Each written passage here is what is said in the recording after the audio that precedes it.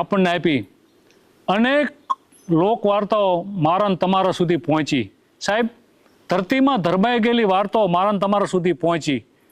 અનેક વાતો મેં તમે સાંભળી છે, અનેક વાતો મને તમને ગમે છે, પણ એક એવો અદ્ભુત પ્રસંગ કે જે ઓઢોજામની વાત છે અને મને ખૂબ ગમે છે.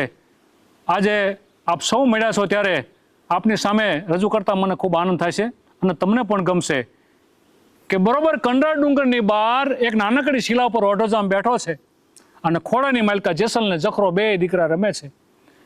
બરોબર એવા ટાણે આકાશમાં આભામંડળમાં વાદળા જામી ગયા અને આકાશમાં બેવડા ચોડા વાદળના થર જામી ગયા. વીજળી મંડી હડાવા લેવા અને એ વખતે મોરલો પોતાના ગળાના ત્રણ ત્રણ કટકા થઈ જાય એમ ટેહોંક ટેહોંક માંડ્યો બોલવા. એ ટોડે મોર ટહુકિયા અને પછી વાદળ ચમકી વીજ, આજ મારા રુદાને રાણો હાંભળ્યો. એ તો આવી અષાઢી બીજ. અષાઢી બીજ એટલે કચ્છી માળુનું બેસતું વર્ષ. આ મોરલો બોલ્યો, આકાશમાં વીજળી હડાવા મંડી થાવા અને અષાઢી બીજ જ્યાં આમ યાદ આવી ને, ઓઢાને એનો કચ્છ મલક યાદ આવ્યો. આંખમાંથી ડડક ડડક ડડક બોર જેવડા આવું પડી ગયા. ખોડાની માલકા જેસલ ને જખરો બે દીકરા રમતા હતા. બેના માથા પર ઉના ઉના આવડા પડ્યા, ઊંચી નજર કરીને આમ જોઈ, ઓહો આ તો બાપુ રડે છે. કે આ તો બાપુ રડે છે. બાપુના આમ ઉદાસ જોયા. એક બે પ્રશ્નો કર્યા પણ બાપુએ કઈ જવાબ ન આપ્યા. બે દીકરા ગડગડતી દોટ જઈને કીધું કે હાલો આપણે માને જઈને વાત કરી, ઓથલને વાત કરી. બે દીકરા ગડગડતી દોટ મારી અને એ કંડલા ડુંગરની ગુફાની માલકા અંદર એમને પ્રવેશ કર્યો અને હામેથી બરોબર ઓથલ હાલી આવે છે. પણ આમ કામના લોચના ત્રાઠી મૃગલી જેવા નેણ. ઉગમણો પવન આવે આથમણી નમી જાય, ઓતરાદો પવન આવે દખણાદી નમી જાય, ચારે કોણના પવન આવે ને ભાંગીને ભૂકો થઈ જાય. ત્રણેક દિનની ભૂખી સિંહણ કેનનો લાંકો હોય, એ પિત્તળ સરખી પીંડીઓ, હિંગોળા સરખો હાથ, નમણો દીનો નાથ, તેથી પંડ બનાવી પૂતળી. આવી ઓથલ હાલી આવે છે. એક ખભાની માલકા તીરખામટું છે, એક ખભાની માલકા પાથો છે અને ધીમે ધીમે ધીમે ડગલા માંડતી આવે છે. અને આમથી બે દીકરા જેસલ ને જખરો ગડગડતી દોટ દરતા આવ્યા કીધું કે માં, કે બોલો બેટા, કે માં તો બાપુ રડે છે. કે કેમ? ખબર નહીં, આ તો બાપુ આમ આંખમાં ત્યાં આવડા પડે છે. એ ધીમે ધીમે ડગલા માંડતી ઓથલ પોતાના દીકરાને લઈ અને જ્યાં બરોબર આમ ઓઢો બેઠો હતો ત્યાં આવીને ઊભી રહી. ઓઢાની સામે જોયું પણ ઓઢાની આખો આભામંડળમાં મંડાઈ ગયેલી, આંખમાંથી શ્રાવણ ભાદરવો ચાલુ થઈ ગયેલો. અને એ વખતે ઓથલે કીધું કે ઓઢા, આજે તારી આંખમાંથી આવું કેમ? તો આજે ઓલો હોણો કેમ દેખાશ?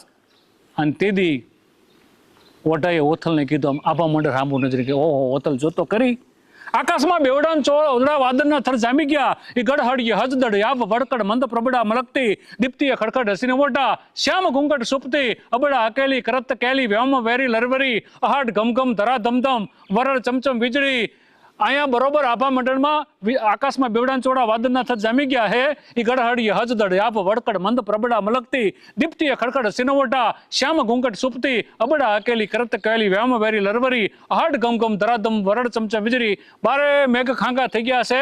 એ ટોડે મોર ટહુકિયા અને પછી વાદળ ચમકી વીજ, આજ મારા રુદાને રાણો હાંભળ્યો. એ તો આવી અષાઢી બીજ. અને કચ્છી ભાષામાં એક દુઓ છે કે ઉત્તર શડું કઢીએ ડમર ડણકિયા, હૈયા તલફે મચજી મુજા સજણ સંભર્યા. એ ઓથલ આવા આકાશમાં બેવડાન ચોડા વાદળના થર જામી ગયા.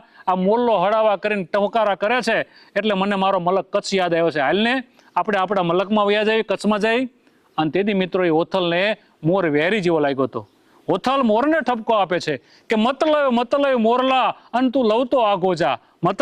મતલય મોરલા અને તું લવતો આગો જા. એક તો ઓઢો મારો અણહરો અને ઉપર તોજી ધો.